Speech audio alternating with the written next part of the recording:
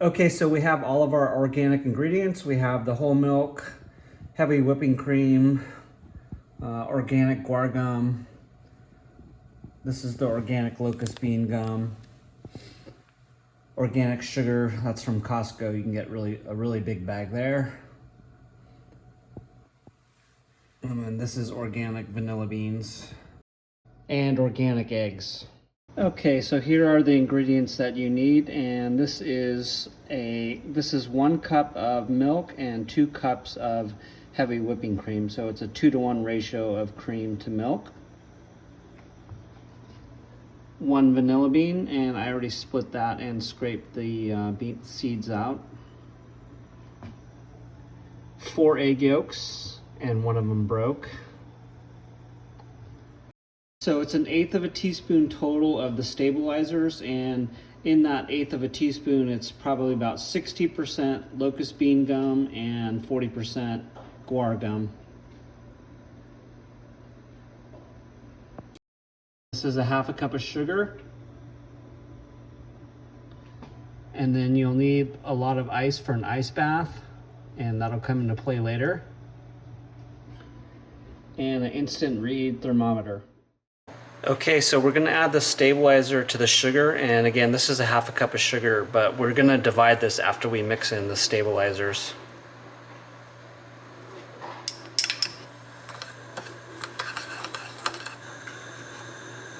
So we're gonna add 1/2 into the egg mixture, and then we're gonna add the other 1/2 into the cream milk mixture. And then we'll also add the vanilla bean. And then I just add the whole bean. So I've added 1/2 of the sugar mixture with the stabilizers into the 4 egg yolks, and we're just going to whisk this until it turns light yellow for probably about 2 minutes.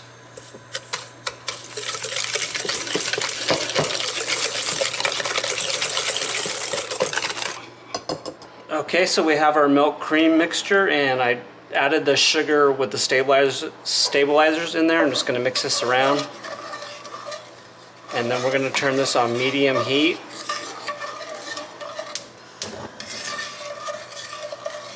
And you want to just kind of stir it occasionally, and we're basically bringing this to the temperature to where the cream and milk starts to steam. And since the milk and cream is cold, the recipes usually say like 5 to 7 minutes, but sometimes it takes over 10 minutes. So. And again, you just want to bring it to the point where it steams, and you want to make sure it does not come to a boil. So it's been about 6 minutes, and it's just starting to steam, so we're going to shut this off in a second here. Alright, we're going to shut the heat off. And we're just going to slowly ladle this into the egg yolk mixture while stirring.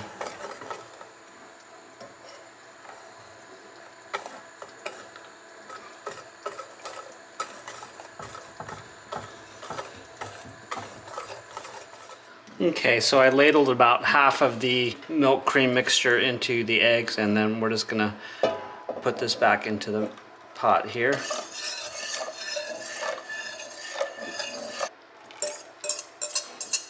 Okay, and then we're gonna turn the heat back on, and we want to heat this to 175. And you want to stir this constantly.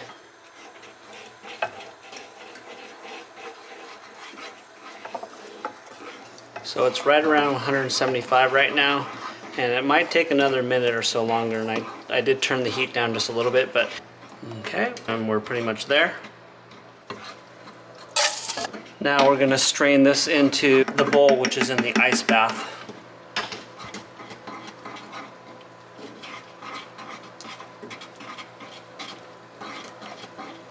You just want to get this cooled down as quickly as possible.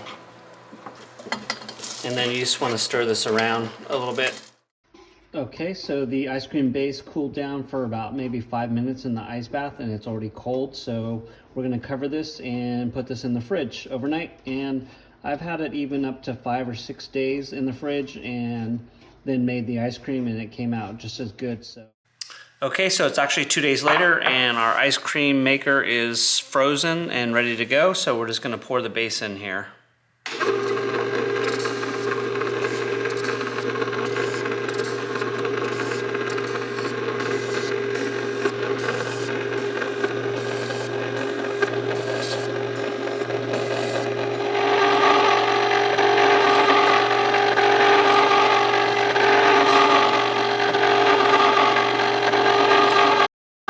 And eventually after about 15, maybe 20 minutes, it'll just stop churning and that's when I stop it.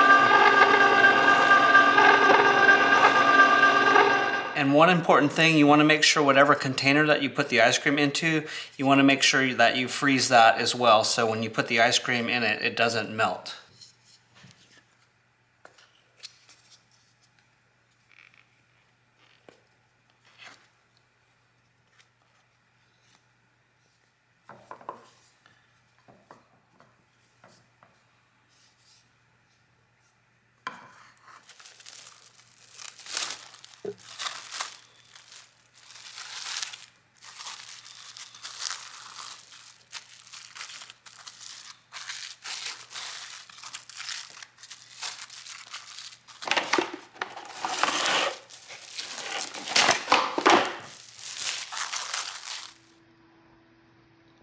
And here's the ice cream that I made a couple weeks ago, and I had a little bit last night. It was really good. And yeah, so again, with the plastic wrap on top of the ice cream and then another layer on top of the dish, the ice cream can last probably for a month and it will not get crystallized or icy. So we have our organic heavy whipping cream, and this is just a little Pampered Chef thing to make whipped cream. And I'm just gonna do a little bit here. And I just came back from California, and usually when I go back, I try to go back and go to the farmer's market and get their organic strawberries. They don't use any pesticides, and the strawberries look like this pretty much year round.